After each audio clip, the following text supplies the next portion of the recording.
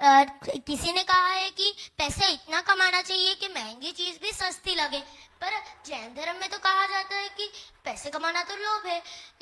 इसलिए मेरा सरकार का समाधान कीजिए। बहुत अच्छी बात है। पैसा इतना कमाना चाहिए कि महंगी चीज भी सस्ती लगे। ये उपभोक्तावादी सोच है। ये कंज्यूमरिज्म की पहचान है, जिससे लोगों की उपभोक्तावादी मनोवृत्ति बढ़े, लोग ज्यादा से ज्यादा चीजें खरीदे, बाजार में पैसा बहे।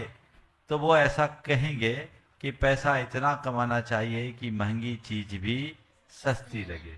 लेकिन जब धर्म के हिसाब से कहें तो हम कहेंगे पैसा इतना कमाना चाहिए कि जीवन सहजता से चले। क्या? पैसा इतना कमाना चाहिए कि जीवन सहजता और सुकून से चले। तो अपने जीवन को सहजता से बिताओ, सुकून से जियो। ये महंगी और सस्ती चीजें क्या होती है?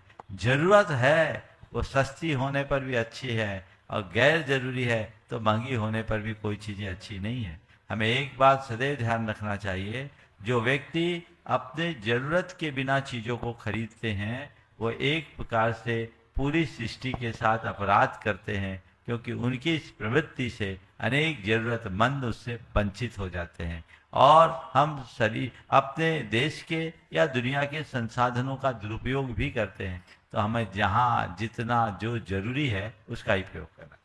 नमोस्तु महाराज। रीतिज जी शास्त्री टीकमगढ़ से, रोहित जी शास्त्री साहगढ़ जो सांडानीर से, दोनों अपने बीच में विद्वान यहाँ पर उपस्थित है। जोरदार तालियों से उनका स्वागत अभिनंदन करें।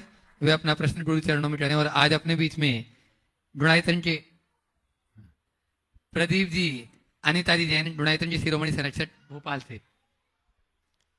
ओम। मुनि तरह के चरणों में बारंबार नमोस्तु। महाराज श्री, हमने दो नीतियां पढ़ी कि आलस्य ही मनुष्याणाम शरीरस्तु महान रिपु। आलस्य मनुष्य का सबसे बड़ा शत्रु है। और दूसरी, उद्यमे नहीं सिद्ध्यंति कार्याणि न मनोरथे।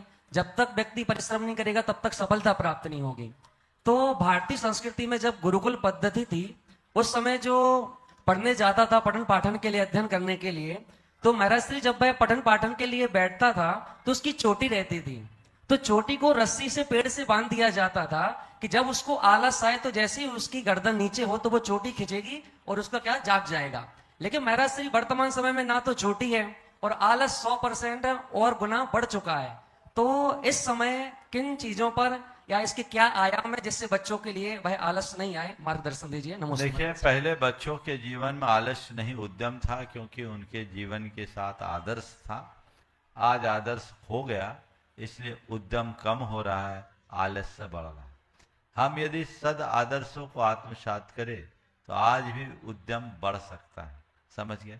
ये बात बिल्कुल सही है कि बिना उद्यम के उत्कर्ष नहीं होता। अपने जीवन को ऊंचा उठाना है तो हमें उद्यमी बनना। समझ गए? हाँ, उद्यमी बनो, ऊधम नहीं, बनो दमी आदमी। तो अपने आप पर नियंत्रण करो। तो ये चीजें हमें ध्यान में रखना चाहिए। सोच का बदलाव है, भटकाव है। आज की शिक्षा पद्धति भी इसके पीछे एक बड़ी पीछे जिम्मेदार है। हमें इसे ध्यान रखना। महाराज श्री, वर्तमान में देखा जाता है कि आज के समय में शिक्षा का क्षेत्र प्रयोजनवादी हो चुका है, और जिससे सभी बच्चों की भावनाएं और भावनाओं पर प्रभाव पड़ता है।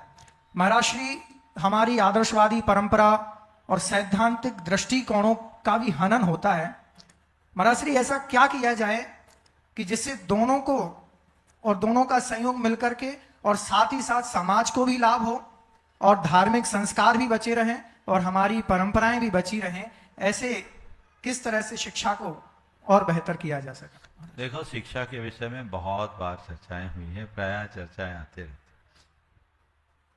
जो देश की शिक्षा पद्धति, हालांकि कुछ परिवर्तन तो लाया गया है नई शिक्षा नीति में, पर मुझे लगता है अभी और परिवर्तन की अपेक्षा है। शिक्षा के मूल तत्वों को, जो भारतीय ज्ञान परंपरा से जुड़ी हुई बात है, जब तक हम उससे नहीं जुड़ेंगे तब तक हम अपने जीवन का सर्वांगीण विकास नहीं कर पाएंगे। शिक्षा का अर्थ केवल अध्ययन नहीं है। शिक्षा का अर्थ सीख है। सीखने में केवल पढ़ा नहीं जाता, कला और गुणों को भी विकसित किया जाता है। हमारे देश में प्राचीन काल में जो गुरुकुलों में पढ़ाया जाता था, वहाँ व्यक्ति को आदमी बनाया जाता था, उसे कला गुणों में पारंगत किया जाता था, उन्हें सिखाया जाता था। वो आर्ट कल्चर सब चीज़ों, आर्ट स्कल्पचर सब चीज़ों में बहुत निष्णात होते थे। उसका ये परिणाम है कि उन दिनों हर आदमी पढ़ अपना ही नहीं, अपने साथ अपने परिवार का पेट दिखा दी जाता। अब जब अंग्रेजों की शिक्षा नीति हावी हुई, ही आहार ग्रहण करूंगा।